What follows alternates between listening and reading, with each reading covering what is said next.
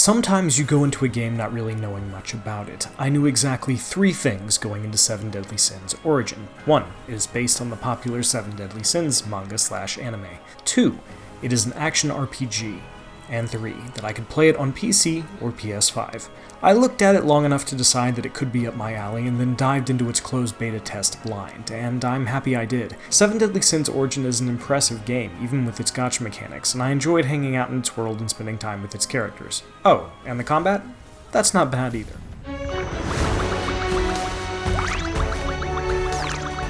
Seven Deadly Sins Origin follows Prince Tristan of Leones and Tiore.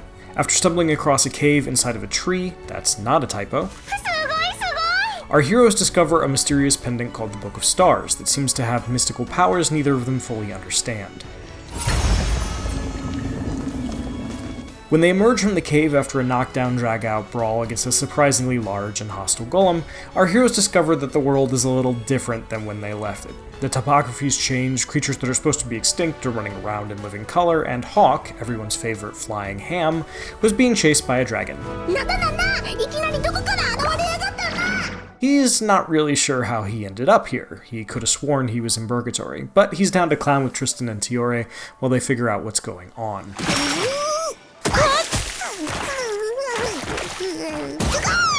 Oh, and this weird black corruption is springing up all over, long dead heroes are showing up to cause problems, and there's this mysterious scholar named Clotho who seems to know both everything about the Book of Stars, which can magically restore broken things, and where Tristan and Tiore are going to be before they get there.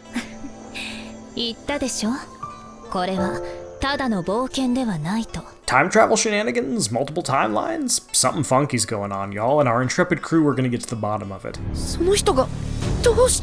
The story here is fun, and very well acted, though there was no English dub in the beta, so everything I heard was in Japanese. But what sells the vibe of 7 Deadly Sins Origin is how it looks. It's absolutely stunning, but what impressed me most was how well animated everything was. There is a particularly great scene where Tristan is trying to hand over the Book of Stars, only to find it stuck to his hand that had me rolling. But there's a lot of great moments here. 7 Deadly Sins Origin has a story to tell, and you can tell its developers have taken that responsibility seriously.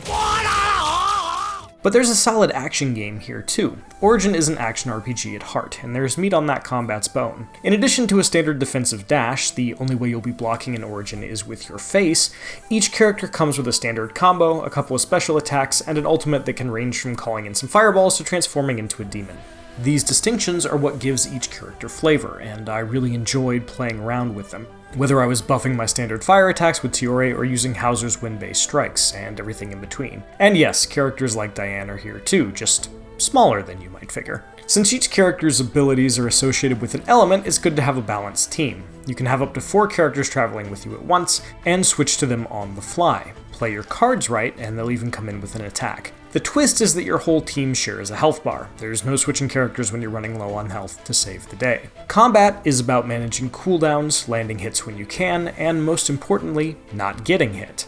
Origin is kind enough to show you where large attacks are going to be ahead of time, and smaller hits generally have enough wind-up so that you can get out of the way if you're paying attention and not just mashing buttons. This isn't Devil May Cry or Ninja Gaiden, but there's some juice here, and combat feels good.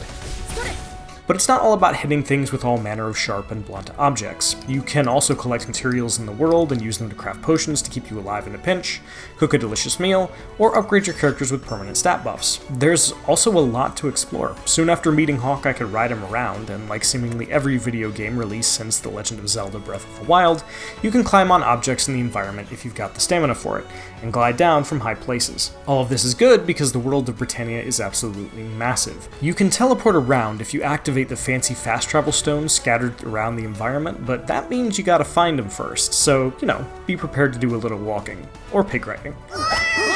But spending time in the world means you'll get to do Origin side quests. They're simple stuff, and as you'd expect, not nearly as well produced as the story beats, but I enjoyed trying to help out a crying kid and got a kick out of the castle worker who was so lazy that I had to deliver food for her. Stuff like that makes the world feel more lived in. If there's one thing about 7 Deadly Sins Origin that gives me pause, it's the gacha-ness of it all. I'm inherently wary of gacha and other reward systems built on gambling, and Origin is one of those games.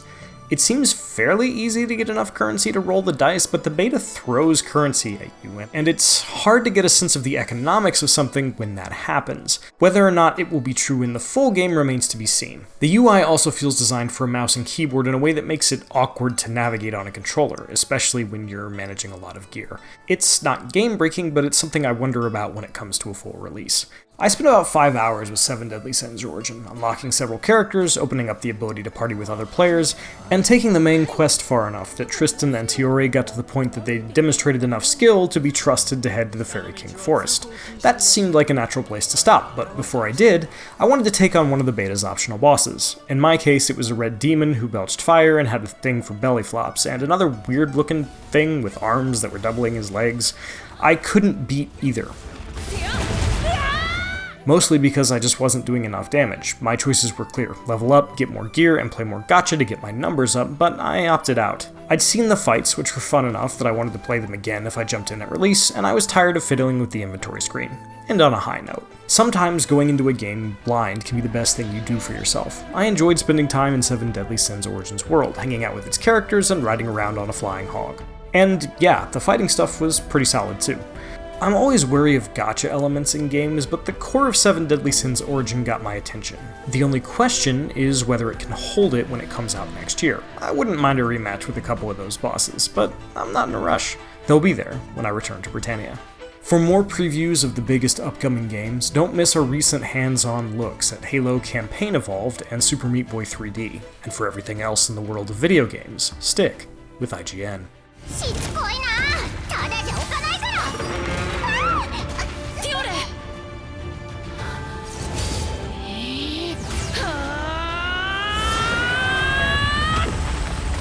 くらえ。あ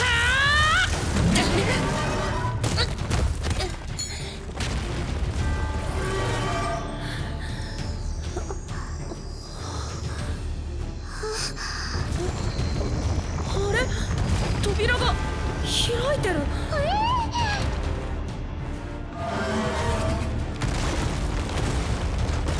行こう、ティオレ。急いで。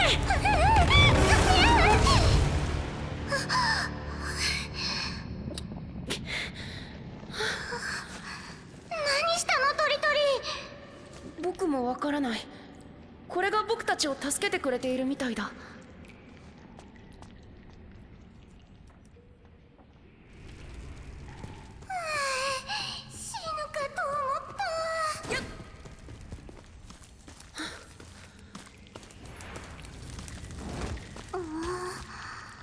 道が塞がって